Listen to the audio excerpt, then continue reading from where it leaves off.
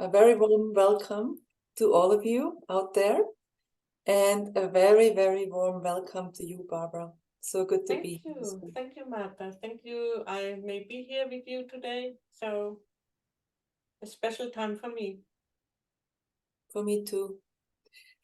We said we will do a podcast on grief, on saying goodbye to a loved one in English. We did it in German before. We are both German speakers, but Yes. but we both have a big affection of speaking English, listening to English. That's right. Language. Yeah. So that's why we talk in English today, which is nice. Thank you for the invitation. I think the first time I saw you talking or writing English was about South England. So I think this brought me to you, to connect with you, to read your books and to listen to your YouTube videos.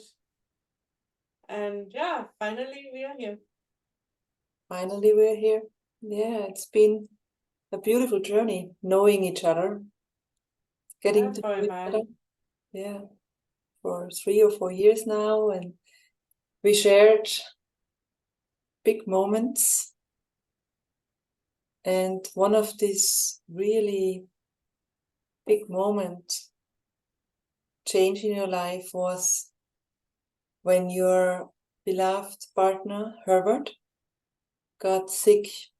And it all happened so quickly that he passed away. He crossed over to the other world. Yes, it happened very quickly. It was within 1 month, and the whole family, we all didn't expect what was going to happen. So we were like quite in a shock. Luckily, I was allowed to stay with him and to be with him, especially for the last days.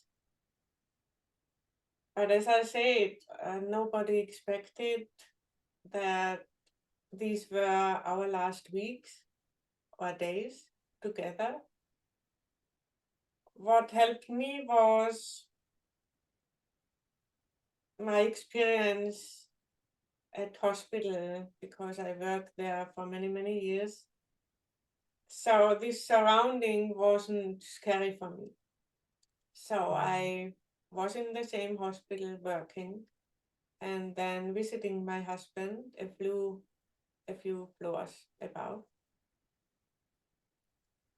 Of course, it was like, what is the next step? What do we have to do? Is there treatment possible, or is there a CT scan, and what is the result? So a lot of moments of not knowing what happens next. We were not prepared. So it was like only from 1 minute to the next, or from one day to the next. We were grateful as a family, as our kids and the whole, friends and brother and sister were allowed to visit my husband. This was very, very important to connect and to see each other. My husband was in the beginning quite fine, quite well, but as I said, it happened so quickly. We realized his strength isn't the best, so he had to say goodbye to his family. What supported us was the surrounding, like doctors and nurses, and even for me, especially my colleagues who work with me at hospital, and for example, you as my friend, and a lot of friends surrounded me and texted me and it was a very intense time. So what was the most important part I could be in these days? So I asked myself, what can I do and what can I be while being next to him and not knowing what happens? In the end, I realized it's important to be calm. And of course, sometimes it was overwhelming a little bit to deal with so much emotions. And of course, I was crying a little bit, but outside the room because I didn't want to upset my husband. Wow. Thank you so much, Barbara, for sharing. And you mentioned that that's impossible to plan, to even know what's gonna happen next, and to stay calm at the same time, and having to process lots of emotions, lots of feelings. What helped you to stay calm, or to gain the strength to be here for him, but also to be present for yourself? I think it was a mix of tools and of experience, what I experienced with my own patients. Of course, it was love because we were in a lovely relationship. It was even gratefulness. I knew I wasn't alone on this journey.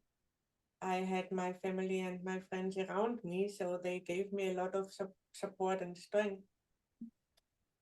And somehow I knew intuitively what is important for my husband, but I got the sense he knew what was important for me to survive and to move on. He gave me a lot of strength. It is hard to explain because we didn't share so many words with each other, because it was very hard for him to talk. It was like a sense of we didn't need words. It was like shared by thought, by heart. What I could do was even help him to drink or eat or to feel relaxed. I put oil on his feet or on his back. He loved the scent. So it is amazing to experience something with a partner, with a beloved. You, on the one hand, you don't want to let this person go, but I felt this wouldn't be helpful in this process. I knew it was my job to surrender to the situation and to accept the situation. I did the best, whatever I think I could do in the situation. Of course, sometimes when I look back, I think, oh, I should have done this or that otherwise, but it's not important now. Important was, how can I move on? How can I survive? How can I support? How can I be there for him? So how can I be calm and gain my strength? And I remembered in these days, I read something from you. It was a text about your journey with your dad. And I remembered you could do it. You could support your dad. And this gave me strength. But what was the most amazing experience was about 12 days before my husband transitioned. It was somehow like a near transition experience. I woke up from a dream very grateful and so excited. I instantly started to write down my experience, my dream, but it was more than a dream. It was like more real than real. And it was the situation that I dreamed about a white hotel, white and bright, and the whole family sitting around a table and chatting with each other. And my husband's eldest son, John, was talking. And everyone was listening, and it was a nice atmosphere. It was lovely to see the family. But suddenly someone told me my husband left the table. And I thought, oh, that's interesting. Maybe I should look what is happening to him. Maybe he didn't feel well. So I went to the hotel room, and even my husband's daughter and my daughter came for a while to the room, and they shared a cup of tea with me, and we talked for a while, and then they left. I couldn't find my husband, so I thought, okay, so what can I do next? And suddenly I heard the word feel. And I was surprised and said, okay, there's nothing to feel because nobody is here. My husband is not here. And suddenly I felt an amazing energy, a power behind me. I describe it as an angel energy with an amazing power. He lifted me up, and just I felt I could breathe like 10 times easier than normal. It was like I was so free, I was so easygoing. So this was the experience which helped me to believe my husband will maybe have something like that, to be guided and to be surrounded by family members who already transitioned. And he talked about listening to music, to a choir, and I thought, oh, but I can't hear anything in the room. So he was listening to maybe angelic voices, I don't know. And he talked about his mom, who already was on the other side. I explained it like that. So I said, okay, if you see your mom, you can go with her and don't be scared. It's a process. It's like you step from one room to another room. And I think this helped him not to be scared in these days, in these moments. I always explain it as a process of the other way of being birthed. I don't know how to explain it. Maybe you understand it. Oh yeah, I do. So What I found when I was in the room with my dad when he transitioned, I really felt like well, how do you say, when a child is born, you need yes. help, but when a body is going to the other side, I also believe it's really good if you have help, that somebody is present with all his love or her love, energy and support, that they can go in ease. Mm. That's how I felt. So I know Mm. what you mean. It's, yeah, I a birth, couldn't, something I, new. I Yeah. understand how you feel, and I never expected to be in the situation or even to support someone. But it was normal. It was like, yes, I will do it. I will stay with him. I guide him. I wasn't scared. I was sad. Yes, I was sad. Yeah. Yeah. I remember the time. It was in February, Yes. in the middle of winter in Austria. I didn't see you at this time because you live in Vienna and I live like 5 hours away. Mm. And we talked only by short messages. But Yeah, I but we could were feel, connected. yeah, but I could feel, Barbara, your immense clarity and strength. And your love, of course, first of all, for your husband, and also your dedication to be there, to go through this process with him.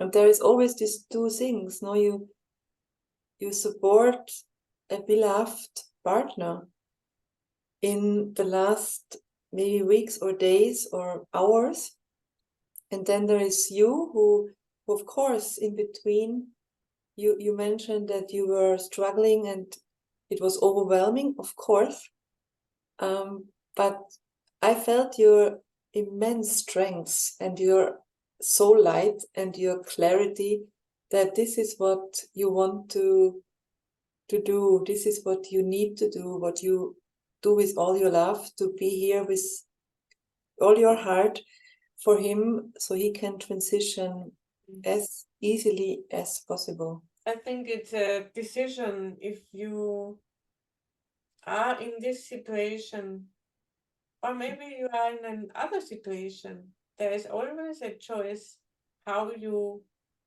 and I want to repeat it, how you move through these difficulties, through these situations.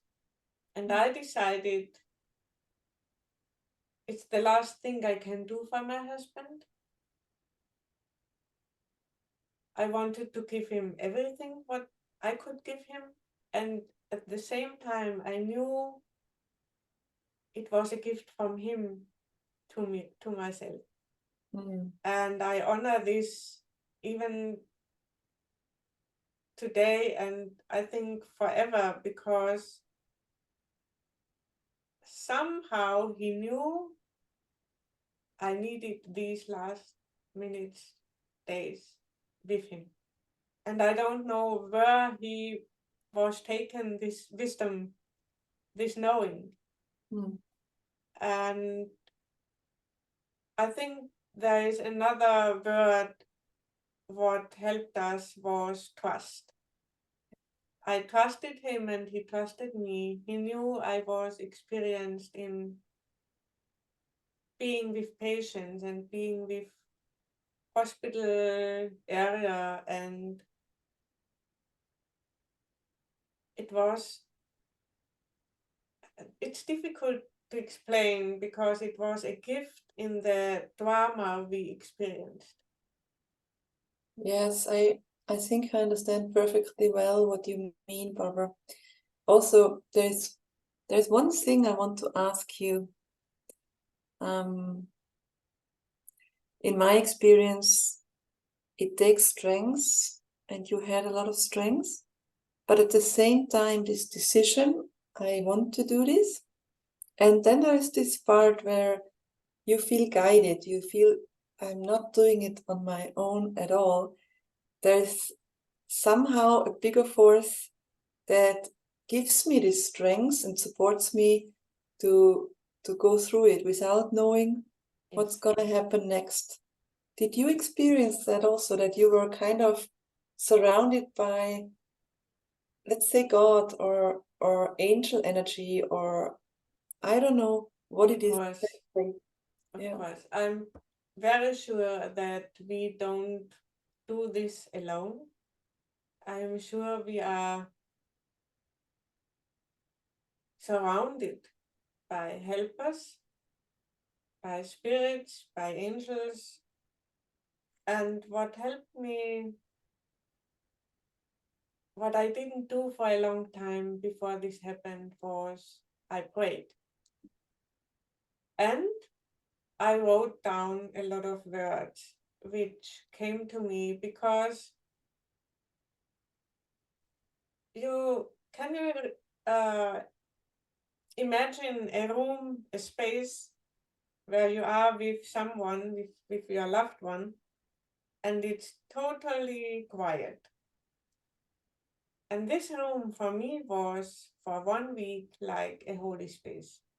I can't describe it otherwise, because everyone was very aware that this is a special moment, a special time, and they wanted to give us space.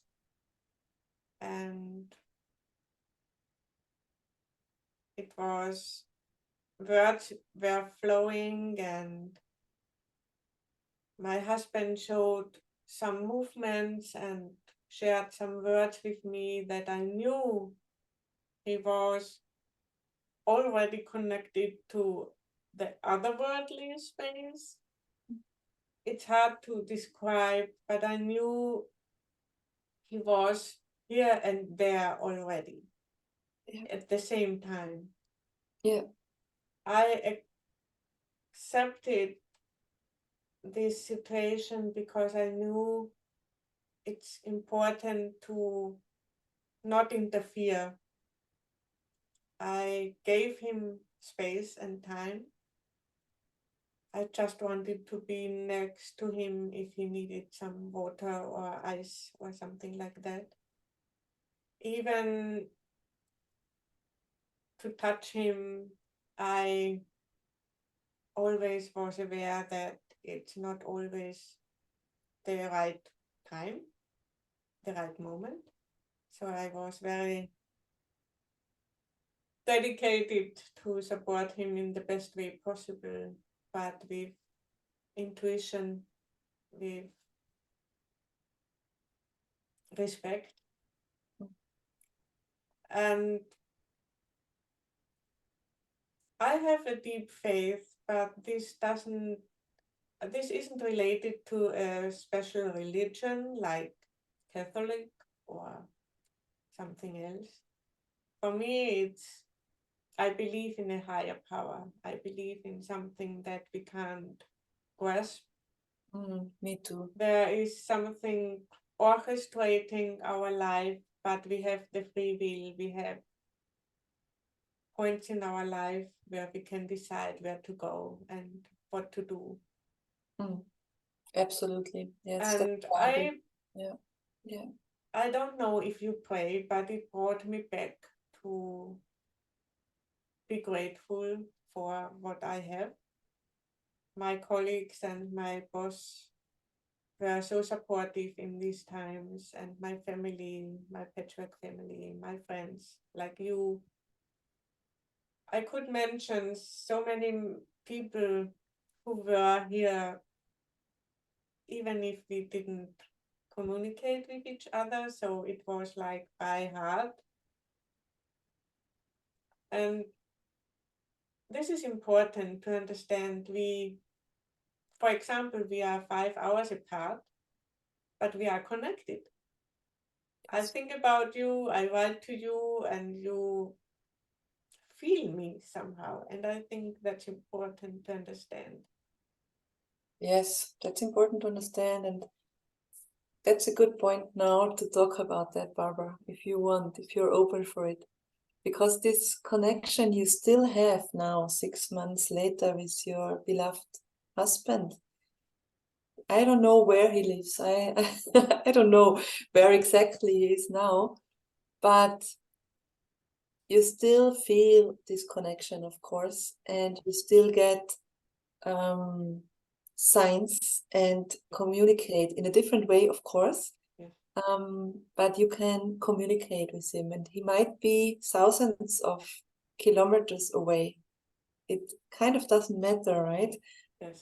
Because this yeah, this connection points, this communication is there without words sometimes. The communication is here, and I have the feeling when we transition, we are energy. We are a soul, we are energy, and we are able to be here and there. And I feel it, I sense it, I see it in numerous signs he's sending. And he was, for example, always very joyful and had a great sense of humor. And he is somehow playing games and showing me funny signs. And I appreciate that because he didn't change. His character didn't change. Of course. So he knows what I see or what I am aware of. And that's like magic. I know not Yeah. everyone can understand it, but I'm sure you can understand it. Yes, I can. And it's related to this, what you said earlier, that it was a gift for you to be present the last phase of Herbert's life on Earth, and that it's still a big gift for you that he gave you, and it continues. This gift continues, that you're able to see the signs, to read the signs, to feel his energy, Yeah. to communicate with him. I know a lot of people might want that and don't feel it or don't see it. In my reality, in my imagination, it's very much related to how open we are and how much we open our hearts to it. Yeah. It's a It, sort of transformation. yes, it is. And I know right now my husband gives me the gift of feeling and sensing and understanding his signs because he knew it's important for me to move on. Mm-hmm. I'm sure he didn't want to leave so early in his age. He was about 53.5 years old. But it brings me to the understanding even your dad is standing behind you, next to you, touching your shoulders, supporting you, guiding you. We forgot about it. We forgot about the connection. And a lot of people think they are gone, they are no longer here. But I know they are with us in another form. And Yes, that's my experience also. My first big encounter, I would say, maybe the most intense one in my life, was when my little brother passed or transitioned. He was 17, it was sudden, and I was only 22 at the time. And I really wanted to be able to communicate with him. I really wanted to know that he's well. I wanted to talk with him. And it maybe, I don't remember exactly, but it took a couple of weeks after his accident that it was not a dream. He was really there. It got a bit cold in my room in the middle of the night, but not in a bad way. And it was very clear to me in that moment, that's my brother. He's here now.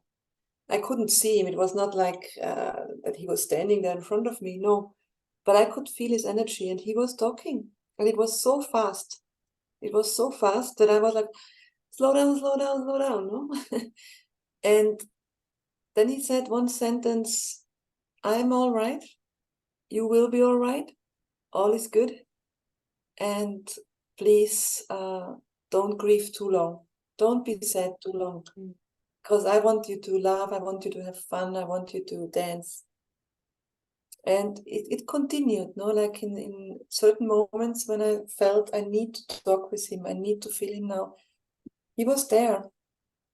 It's a And process. It's a process to allow oneself to grieve. And I miss my husband daily, and it's terrible feeling. It's a mix of, emotions, and in the moment, one moment you could cry, and in the next moment you could laugh because it's sunny outside and you are able to walk outside.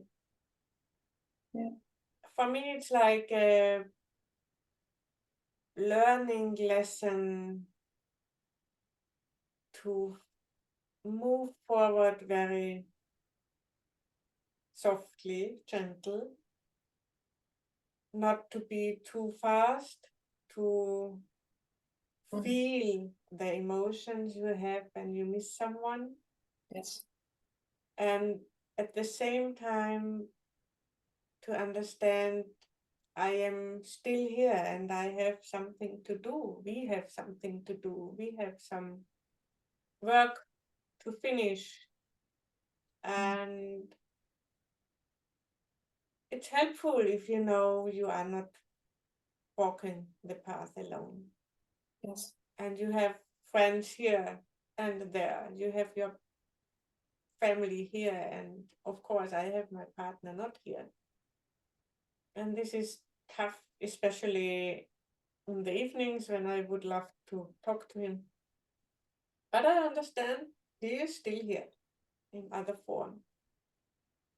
It's my job to stay open, to keep my heart open, especially the heart, yes, to do something good. And the question is, how can I serve people in the best way?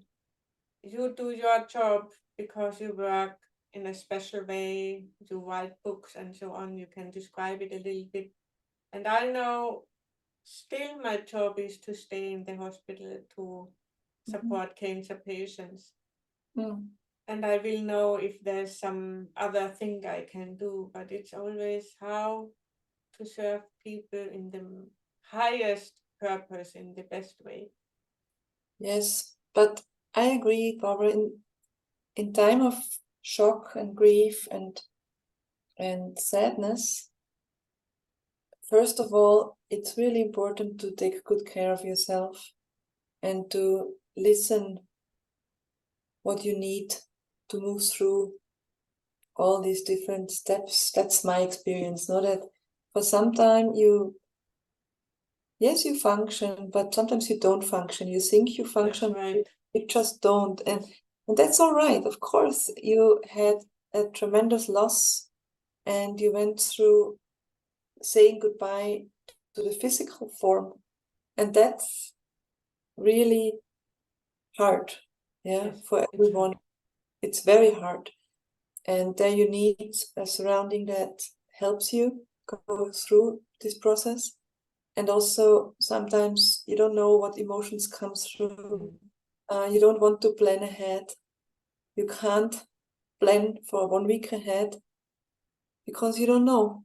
You just don't know what you need or what you And could do. this is what I mean. I think one day has 24 hours, and you better allow your whole range of feelings Yes. to move through the day. And I know I have to do my job perfectly. I have to be there for patients. So I trained myself to focus whatever is right in front of me. Mm. It's a hard training for me because sometimes I feel distracted, and there are days I feel so tired I have to go to bed at 9 p.m. or 8 p.m. But I allow myself to do it. I think that's also some stuff we have to experience and to learn to look, what do I need now? What Mm. is important now? Only you yourself can feel what you need. And I know you are the best teacher for other women, for example, to follow the path and to follow the intuition, the feeling. Do you want to explain it a little bit? Because I know you write and you do journeys with ladies and people. Yeah, thank you so much. What a question. I'm happy to explain a bit. I think I always had that to get information, not information you can read in books. Yeah, maybe you can, but information you receive from anywhere, basically. And it comes from inside out. And I had that as a child, very much so. I could explain things that were going on that I could not explain or I could not know. And I could feel things also related to transition. I could feel when people were saying goodbye without talking to them. And yes, of course, at one point in my life later on, I stopped that. I just thought, no, it's too hard. Lots of people don't understand that. Keep that part private. Yeah, you Don't kept talk it about for it. yourself. Don't talk about it anymore, because people might think something Yeah. wrong with you, or they Mm. don't relate to it. And it took me a while to travel and to know about shamanic practices, and also by writing and meeting people who also go with their intuition and follow their heart and follow their soul. So I met people who are similar, and I thought, okay, that's interesting. I might not be that strange after all in that way, no? And I always had my studies and I worked and I did all these things, of course. I love to work and be of service. And yes, and now I am more and more and more going out with this knowledge, this wisdom we all have. Not only you and I, Barbara, all of us have this intuition and this knowing what people, which person needs help right now, or which country needs some energy now, or where we can go, and we just follow this without questioning it. And the mind is important, of course it's important that we think, but in our culture we overthink sometimes, in my experience, and we are not so connected to this inner voice, to this soul voice, to this heart voice that very often guides us in such a beautiful way that our mind just cannot grasp. And I think we were guided to guide our loved ones Yes, through yes. the transitioning process. It I was can't think orchestrated. It was orchestrated, like you said so beautifully earlier. In life, so many things are orchestrated, right? And so you could be present with Herbert, and it was a gift not only for you, but also for him. I'm certain of that. Yeah, A even gift. like you guided your dad, I think he was lucky to have you on his side in these days. Thank you. He said that he was happy that I'm here. And when you said that words, sometimes you don't communicate with words, right? You talk telepathically. Because I lived in Vienna at the time when he was sick and he was here in Tyrol. I woke up in the middle of the night knowing I have to go now. The first train in the morning. Now I have to be there. And it was always like he was sending this, please come now, without talking. He would never call and please come. No, but he talked in a different way, in a more gentle, soft way. And I understood this. That was our relationship many times in our lives, in big moments. I could sense him or he could sense me. And it's a gift on both sides. Yes, yes. Do you think with your podcast you can, or we can, open up more people to have more courage to stay on the side of loved ones and to open-heartedly guide people through this transitioning process, and not to fear to do something wrong. Of course, I had some moments I was questioning myself. Am I doing it right? What can I do? But I know it was okay. I did my best, and Oh, Barbara, yes. I know you were with me, and so many others too. Thank you so much for mentioning that, because that is something I, of course, had to, right? Feeling, oh, maybe I should do something else or something more or something less. I had these moments as well, and there was one moment where I felt I can't do this anymore. I don't want to be upset. I don't want to be nervous. I need to be calm. I always, like you, wanted to be calm in his presence. Present, calm. And deal with my things, my issues outside the room. And it worked most of the time. Mm-hmm. And But what helped you especially? I remember you mentioned some special oil. What helped you most? Yeah, it Was helped. it the rose oil? It was rose oil. Wow. It was roses, to have roses in the room that calmed me and him also. It was special music, but very calm music that I listened when I was alone. And for me, it helped me to write, of course, to process. I'm sometimes very, I can talk a lot. I love to talk and I love to listen to people.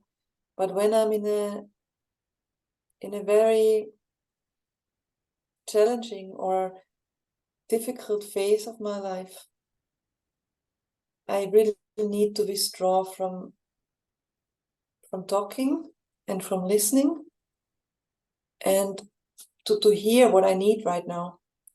So writing is really helpful for me, and being in nature in these times, more than anything. We are similar. Yes, To we are. write this, to write helped me to clear my mind and to be focused. Yeah. I don't know why this happens, but I know it happens to you as well. You write, you let flow, and a few days later you think, oh no, this is from me. I can't believe it. So some texts just flow, and I know it's not only from me. Exactly. And it was always so comforting for me to be able to know what to do, to have tools, to know I can write somebody, or I can write for myself, or I can do something good for my husband, whatever he needed. It was interesting. He loved music, but in his last days, he just wanted to have a quiet space. And I call it a sacred space. Yeah. Yeah. And it gave me too so much calmness. Yes. I want to say some more about what helped me, because it really helped me to help him. Sounds so weird, but for him it was also very important to clarify a few things when he still could. That was maybe 3 weeks, 2-3 weeks before, like very earthy stuff, yeah, to clarify what happens to this, what happens to that, documents, all these things. And I really could feel the relief that he could talk about it. So that helped me, and it helped me to be of service to him. And it also helped me to know that that he can go relieved, and to tell him, you can go anytime. We don't want to hold you back. We are sad, of course, and we will miss you, of course. But please, if you are too exhausted, too tired, you don't need to hang on. You don't need to hold on for us. We will manage somehow. But you need to be free of pain, free of everything. Yeah. Oh, this was so important. The doctors supported us that my husband was pain-free. Mm. And he always explained, yes, he has no pain, he's fine, he's good. And this was a relief for me too. Oh, yes. Yes. And I really hope, that's my hope, that with our conversation and with talking about it, about our own experiences, our gifts we received through being there and not being scared. Of course, in between we are scared as well, of course. But to know that everything is good, to have the trust, to have the surrounding, to ask for help, to know that there are people there, that there is something bigger than us there. I hope that this might contribute, that others who listen to us will also decide that they want to do the same for a beloved partner or a beloved father or sister or sibling, whatever. Yes, I hope so, because nobody should be alone and nobody should be feeling alone in this time. Yeah. For this lovely talk we had, and it helped me also to be more clear about what happened and what me and my family and the kids went through and still go through. I think it will need more time to feel more lightness in But this. Barbara, imagine it's only been 6 months. Yes. It's such a short time. And it's a short time. so impressive. I really want to stress this here. It's so impressive that after 6 months, you are willing to talk about this Yeah, experience. it's important. It's so beautiful, and I honor you for that. I really do, Thank you. because it's a very short time. Yeah. Yes, but I know this is the energy we receive to move further on, and this is, at the end, it's love, Yes. which helps us to move forward. Yes. Thank you for your time and for your open Thank you. heart always, and for your open ears to listen to me. And I always appreciate to spend time with you. Same for Very me. much. Same. Thank you from the bottom of my heart. And thank you, dear listeners. And we really hope it was of service for you, our conversation today. Lots of love. Bye. Bye.